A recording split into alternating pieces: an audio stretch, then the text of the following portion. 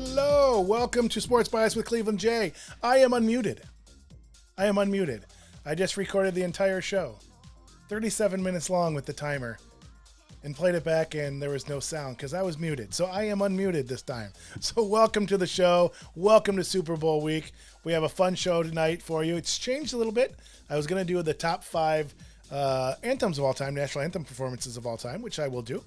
And like what I did earlier in the week when I shocked the world, after rewatching them, there may be some more hate mail in my inbox tomorrow. I received quite a bit of flack for not having Prince as number 1. I had the Bruno Mars performance number 1 in the best halftime shows of all time. And I had to be true to what was saying. Prince is my guy. He's my favorite artist of all time. That performance was amazing. I went with how I felt watching it.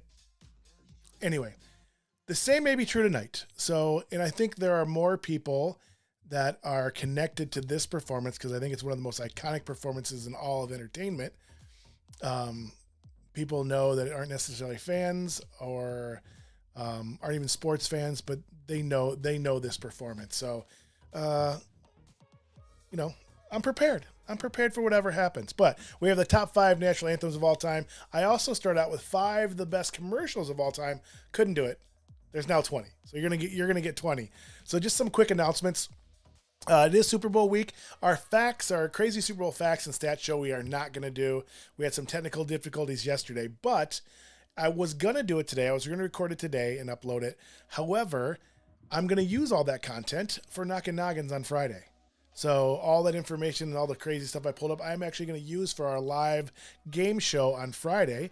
So if you have not been to a Knockin' Noggins show or never seen it, it's a combination of brain teasers and riddles and conundrums and trivia and board games all kind of wrapped up into this high-octane game show. So we are looking for some players. We had a couple of people back out because they're actually heading out to California to the game. So we're looking for some more contestants. You're going to have a lot of fun just watching this because it's big time entertainment. It's high energy. Just watching it on our normal platforms will be fun. It'll be a little bit different for the contestants. They're going to be on Zoom with me, and they're going to have a very memorable experience and give you guys all a memorable experience watching. But it's so much more fun playing. It's safe. I'm not going to embarrass anybody. It's just fun. The game is always relatively close because I designed it that way. So take a chance. Shoot me an email. Or reach out on Facebook and let me know that you're interested in being on the show, and we'll get you on the show. So we'll move all that content that I was going to do for the stats and facts show to Friday. Tomorrow we have the top 10 performances, and I'm going to keep it to top 10. I'm not going to expand it. It's going to be 10. In fact, it might even go down to 5. Who knows? But I'm not going to go more than 10. I'm going to have the top 10 performances, individual performances in a Super Bowl loss. One to do something a little bit different and not go with all the greatest performances of all time that were winners. I want to get those ones that people have kind of forgotten about, history has forgotten about, the teams have forgotten about, and kind of and shed some light on those. Definitely a lot harder to research than the other one, but I want to do something a little bit different. That's tomorrow night at 8, and Friday is the live Knockin' Noggin show. We're not done in February. We have a couple more things in February because March is going to be completely mad. Completely mad. Like what I did there? March Madness, get it? So we have 9 shows in March. It's going to be great. We have a bracket reveal and reaction show, a Sweet 16 reaction show, Final Four reaction show, and then shows on the greatest players, the greatest buzzer beaters, Cinderella stories, all kinds of stuff. A live Knockin' Noggins trivia. That one's going to be off the charts. So March is going to be crazy. We have a couple other shows in March as well. We have a Mets episode in March. I think we have a Cubs episode in March, the Cubbies. And so that's going to March, but we have 2 really great ones that I'm really looking forward to in February after the Super Bowl. So February 20th is one of the shows that I first came up with when I started thinking about doing the show, was the best team nicknames of all time and the best sports logos of all time. The team nicknames, everybody knows about the Banana Slugs and the Horned Frogs. We have the Traverse City Pit Spitters here in Traverse City. That's an awesome one. You can kind of see the logo there. That one, this might be on both shows. Who knows? But yeah, you guys have hear me talk about the one I found a couple weeks ago in researching the show, the Arkansas School of the Deaf. The Arkansas School of the Deaf. They, of course, are the Leopards. They're the Def Leopards. I just thought that was awesome. I have a whole bunch of other ones I found, but if you went to a high school that has a crazy nickname or a college that has a crazy nickname or lived in a city that had a minor league baseball team or a professional baseball team or independent hockey professional team, something that has a great nickname, let us know.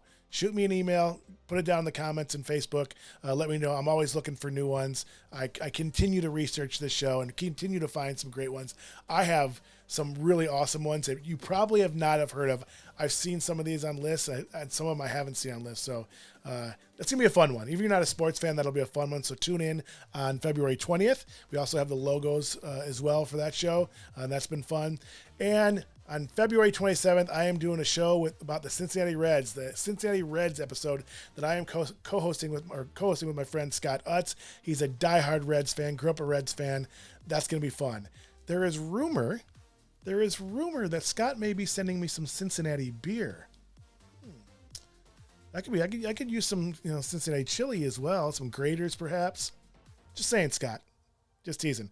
The beer would be fine. So one of the things I wanted to do with the show is when I do episodes on teams or cities, is to have beers from that area too, and kind of tie that in that way. So I just been busy with the other shows and wasn't even on my radar. So hopefully we can get some Cincinnati beers here, and it'll be awesome. So that's on February 27th. And I will say the Reds episode is killing me. The Indians was hard. The Tigers I thought was relatively easy for me.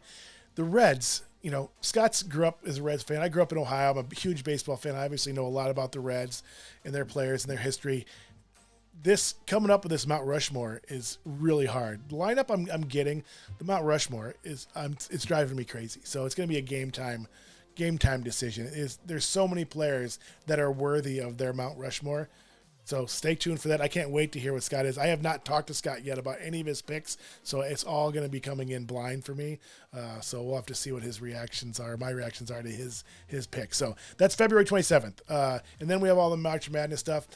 But right now, what you need to do as soon as you get off the line here watching us, go vote. The Ultimate Sports Movie Award voting is open. The Ultimate Sports Movie Awards voting is open. We had the nomination show on Sunday. Was it Sunday?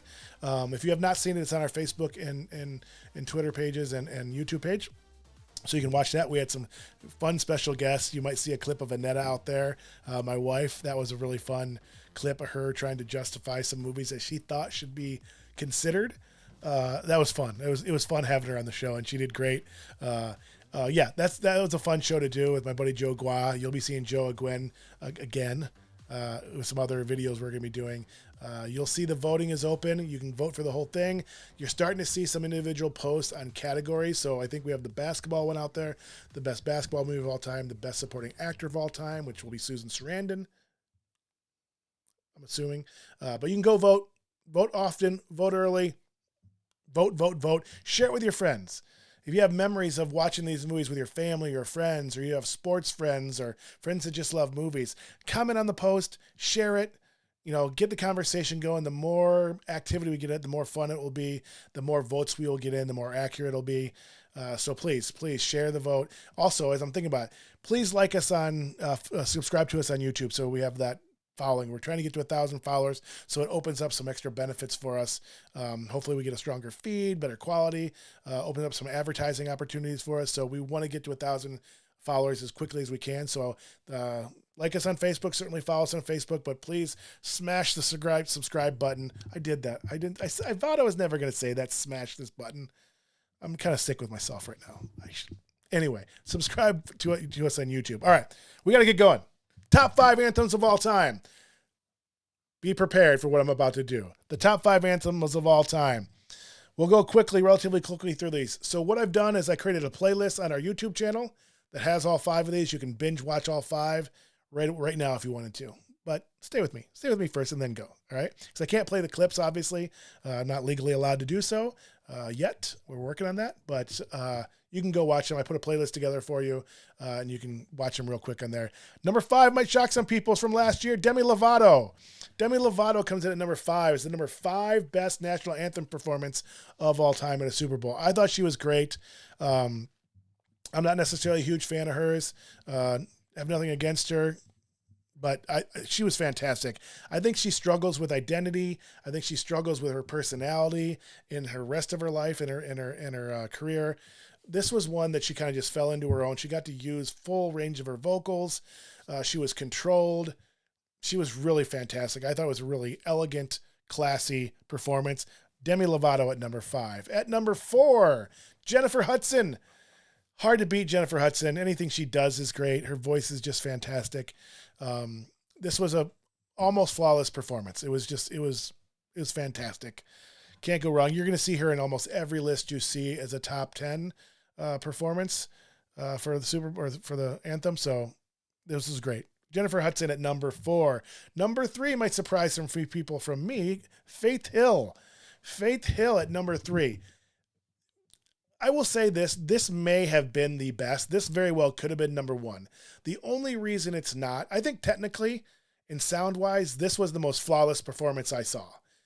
It was absolutely fantastic. I'm not a huge country music fan, even though she's not maybe true country. We can have that argument another time. But this was fantastic. The only reason I don't think it gets the justice it deserved from everybody else, like what everybody assumes is number 1, is because it was the moment. It was the moment in time, and the environment of that other performance just sent it over the top, where people really felt like they were witnessing something once in a lifetime performance. And I think Faith's wasn't received the same way. But I think it was actually just as flawless as the other performance, which may or may not be number 1, which you're going to find out right now. So, am I going to have hate mail in my inbox tomorrow again for a second day this week? I was surprised after watching these that this was closer than I thought. All 3 of these, Faith Hill included in there, these could have been jumbled up. What's he going to do?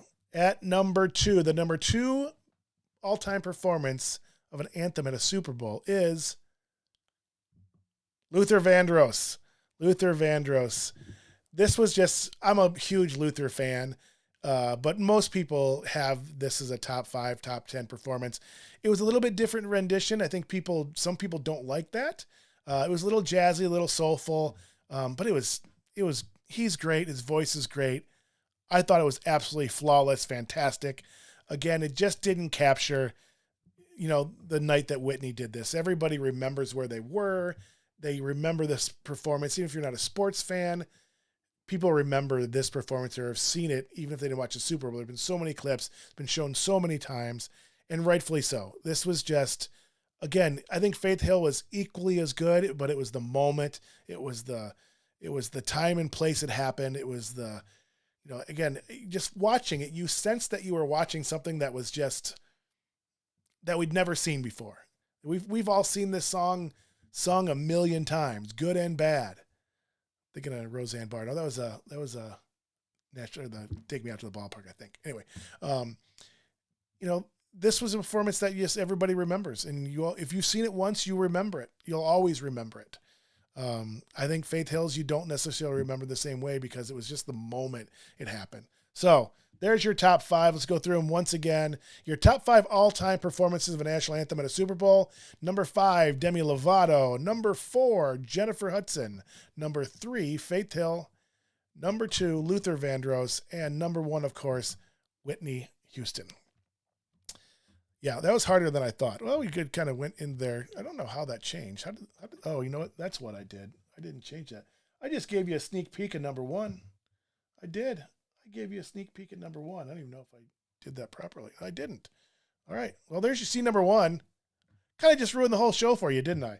All right. I don't even know where that's at. So give me a second here. Yeah, I don't know. I don't know where that's at. I can't get it off there. So I'm just going to do this. I'm going to do this. All right. So now that you know my all-time favorite commercial of all time, Mean Joe Green, it's hard to believe that there's a Bengals Super Bowl this weekend, and my number 1 commercial is a Steelers commercial. I don't know.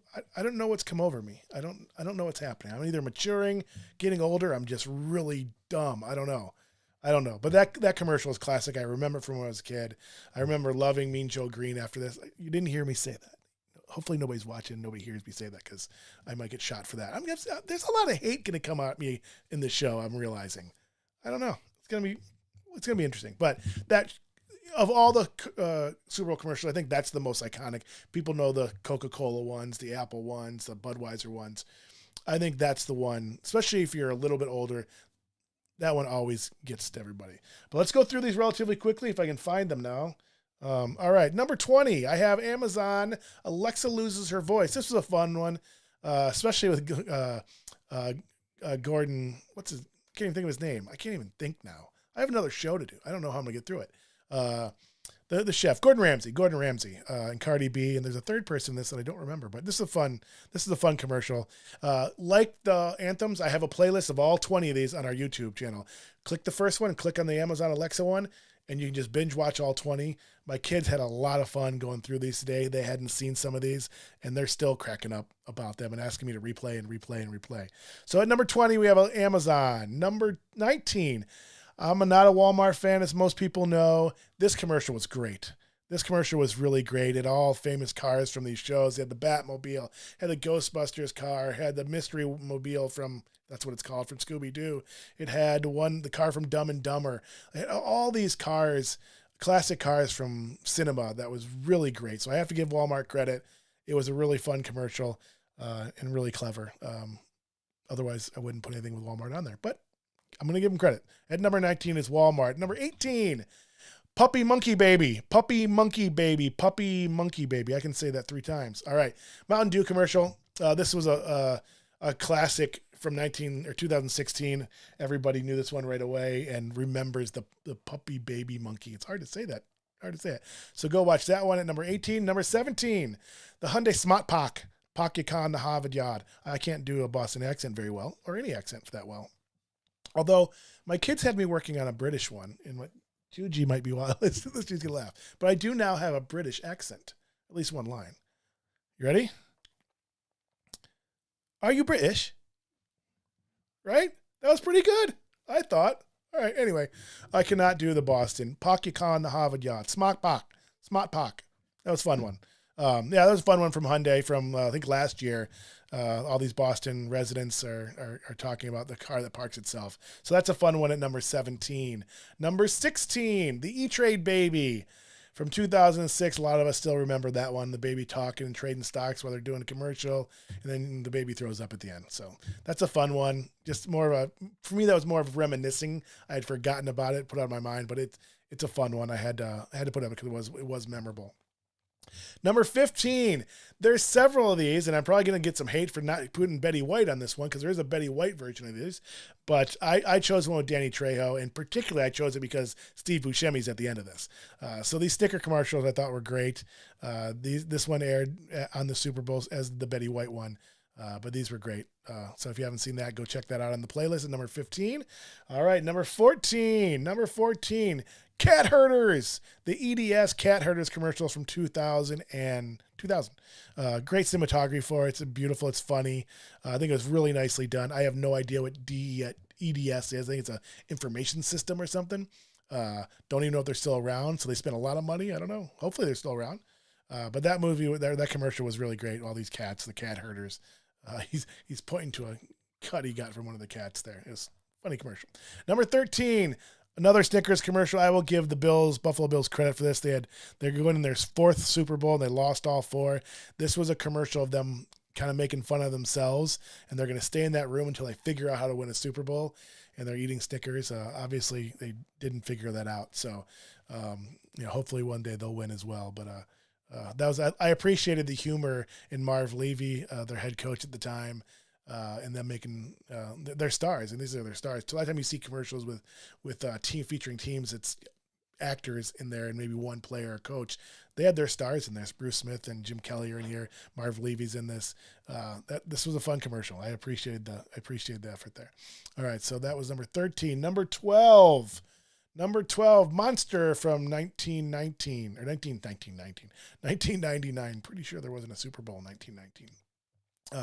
This was a clever one. All these kids saying, when I grow up, I want to be a brown noser and a piece of trash and all these other things. It was a really clever commercial by Monster. I don't know if they're still around. I don't know. They probably sold to somebody for lots of money, but I don't know if they're still around. I believe I had some friends that worked for them. Maybe even Jason Felix worked for them. Maybe it was Career Builder. I don't know. But this was a fun commercial. At number 12 is Monster. All right, number 11, classic commercial.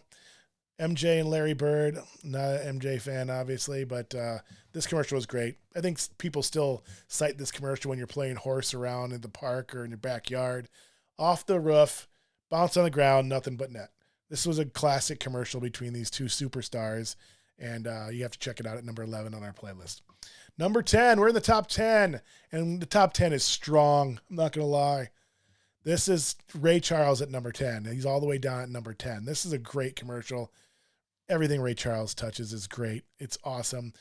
Unfortunately, it's a Pepsi commercial. Pepsi, I think it's a Diet Pepsi commercial, actually. There's not many things worse than Diet Pepsi as far as I'm concerned, except Bud Light.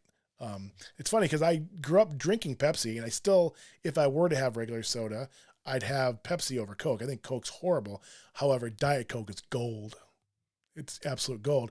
And I grew up drinking Budweiser, but I wouldn't drink a Bud Light if you gave it to me or paid me $1,000 to drink it. It's that bad. Anyway, Ray Charles at number 10. Number 9.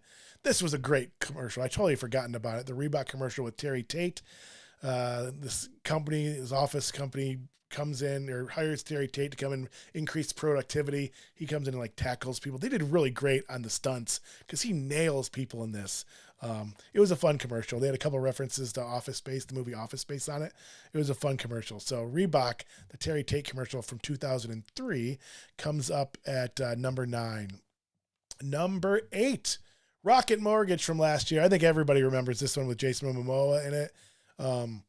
This was great. I mean, seeing him like shrink down, go from, this big buff, beautiful guy to this that you see on the screen now.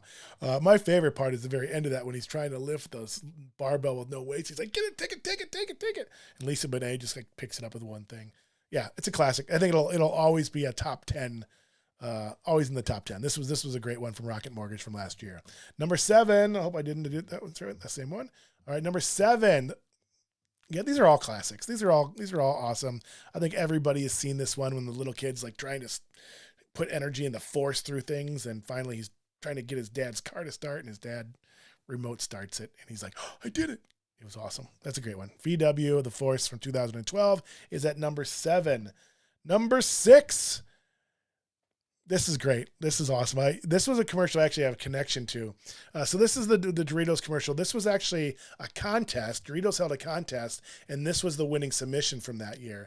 The people who won this were then commissioned to make a board game, and they made a game called Triviathon, which we still use in Knock and Noggins. A lot of times it's our last round in Knock and Noggins. It's a clever twist on a trivia game. It's really, really fun. But this started it all for them. Yeah, I forgot the ending. of this. I remember the snow globe going through the Dorito machine for free Doritos. That was awesome. I forgot the ending. I won't tell you. Go watch it. That's at number 6 on our all-time best Super Bowl commercials. Number 5. We're getting down there. Number 5. Actually, I only have 4 left because I already gave you number 1. This was awesome. My kids are still laughing at this one. I think this was their favorite one today. Another Doritos commercial from the following year. If you don't remember this one, this gentleman is going on a first date with this little boy's mom. He comes in, gives her flowers or something. She goes to put them in the kitchen while they get acquainted. And the little kid just, guy sits down, he smacks him. It's like, keep your hands off my mama, keep your hands off my Doritos. It's awesome. You gotta watch it. This cute kid, and the reaction from the guy is awesome. That is definitely one of my favorite ones of all time. That's why I put it at number 5. All right, number 4. Going sentimental here, and I think a couple of these are probably gonna be sentimental. The Toyota Jessica Long one from last year. I remember I was watching it, and Juju was sitting there with me watching it earlier, and she's like looking at me. She's like, "Are you seriously crying, Daddy? Are you crying during this commercial? Haven't you seen it before?" I'm like, "Yes, I've seen it before, but why aren't you?"